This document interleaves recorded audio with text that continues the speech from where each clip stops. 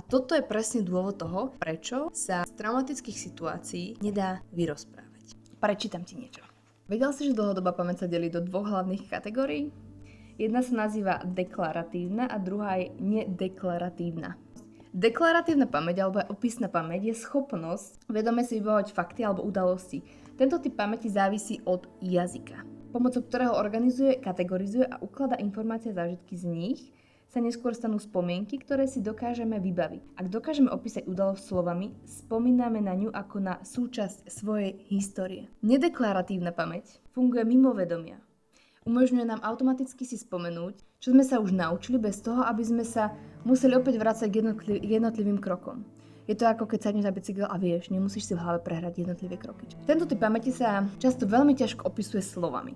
Počúvaj. Traumatické zážitky sa obyčajne ukladajú do nedeklaratívnej pamäti, teda bez slov. Keď nás určitá udalosť zahltí do tej miery, že prídeme o reč. Nemôžeme presne zaznamenať alebo deklarovať danú spomienku vo forme príbehu, pretože na to by sme potrebovali jazyk. V nebezpečnej situácii nezostaneme tak dlho, aby sme svoj zážitok pomenovali slovami. Bez slov teda nemáme plný prístup k spomienke na danú udalosť. Budú nedeklarované a stratené a stanú sa súčasťou podvedomia. Hlbiny podvedomia zrejme neobsahujú len naše traumatické spomienky, ale aj nevyriešené traumatické zážitky našich predkov. V tomto spoločnom podvedomí znovu prežívame čiastočky pamäte predkov a považujeme ich za vlastné.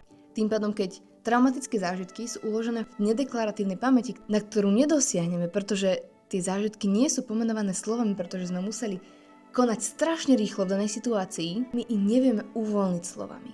A toto je presne dôvod toho, prečo sa z traumatických situácií nedá vyrozprávať.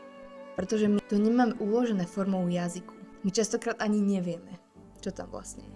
Spôsob, akým sa to dá uvoľniť a pracovať na tom, je presne cez aktivity alebo praktiky, kde dávame do popredia nevedomie. Môže to byť napríklad v meditáciách, môže to byť v NLP technikách, pri dýchových cvičeniach. Jednoducho vtedy, keď naša logická a tá vedomá myseľ dokáže vypnúť a vie sa ozvať tá nevedomá. A my si dovolíme precítiť tie veci, uvoľniť, prežiť ich, vyplakať, vysmiať, čokoľvek. Vtedy sa tieto veci dokážu uvoľniť. Preto je dôležité kombinovať aj práca so slovom, s nejakým psychologom, terapeutom, a aj práca s človekom, ktorý vás dokáže dostať do stavu, kedy sa tá logická myseľ dokáže uvoľniť a vypnúť a vypláva to nevedomie. Takto spolu. Je to z tejto knižky. Nezačalo to vami. Fantastická knižka o vysvetlení generačných traum a princípov, ako sa to vlastne prenáša.